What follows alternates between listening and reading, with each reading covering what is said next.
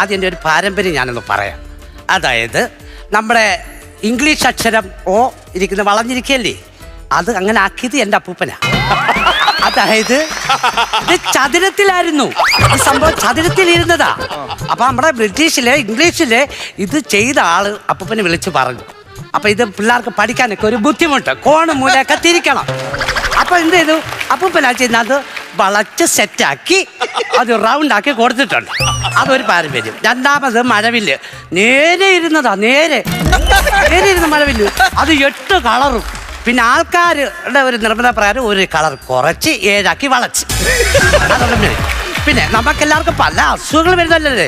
അതുപോലെ തന്നെ കാൽമുട്ട് വേദന, കൈമുട്ട് വേദന, തരിപ്പ്, ചെരുപ്പ്, പരിപ്പ്, സന്ധി വേദന, അതുപോലുള്ള അസുഖങ്ങൾ നമുക്ക് വരും.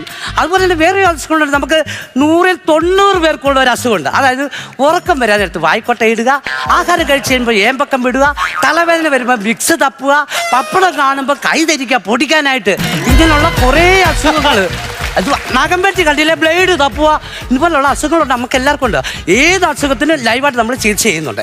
അതുപോലെ തന്നെ കരടിയൊക്കെ നെയ്യ് അന്നേരം എടുക്കുക, അന്നേരം തന്നെ നെയ്യെടുത്ത് നമ്മൾ എന്ന് സംസാരിക്കും, ഈ കരടിയോട് സംസാരിക്കും. അതിനൊരു ഭാഷ ഉണ്ട്, അതെനിക്കറിയാം. ഈ സംസാരിച്ച് കഴിയുമ്പോൾ കരടി എനിക്ക് നെയ്യ് തരും, അത് ഞാനെടുത്ത് ഉപയോഗിക്കും. എല്ലാം നമ്മൾ ലൈവാണ് ചെയ്യുന്നത്. ഇനി ഏതെങ്കിലും പേഷ്യൻ്റ് ഉണ്ടെങ്കിൽ കടന്നു വരാം.